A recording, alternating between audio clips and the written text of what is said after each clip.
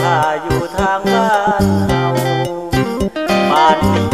เป็นจังไรน้อสาวลืมผู้บ่าวคนนี้หรือยังน้องมาตัวให้อายทา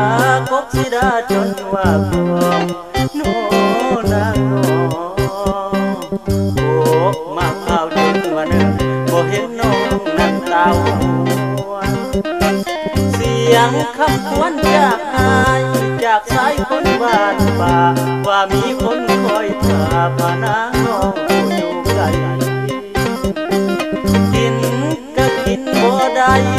นอนก็นอนบ่หลับความคิดฮอดมันบังคับสิตายแล้วทำงานบ่าว่าเจ็บป่วยไข้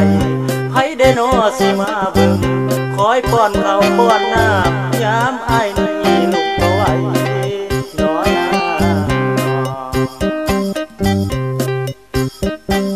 ฟังเสียงฟ้าห้องตึงอ้ายคะนึงห่วงหาคำแพงยามฝนตกแห้งแห้งคิดฮอดแห้งจนน้ำตาลังอยากให้น้องกลับคืนมาหาคนที่คอยอยู่หลังอย่าให้อายนอนฝันข้างละเมอถึงหน้าทุกคืนว่า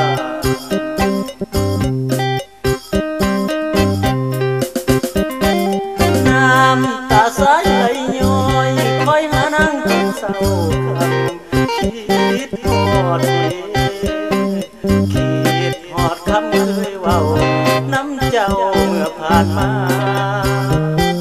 หรือลงไฟสองจ้าเป็นสาวสาอยู่ในคุกลืมลุงป่าเอาอาจริงบอกคืนมาบ้านให้สงสารเด้อน้องคนคิดฮอดคนเศร้าคำบอกกินข้าวกินหน้าเดี๋ยวนี้จนจอยพอเหลือใจ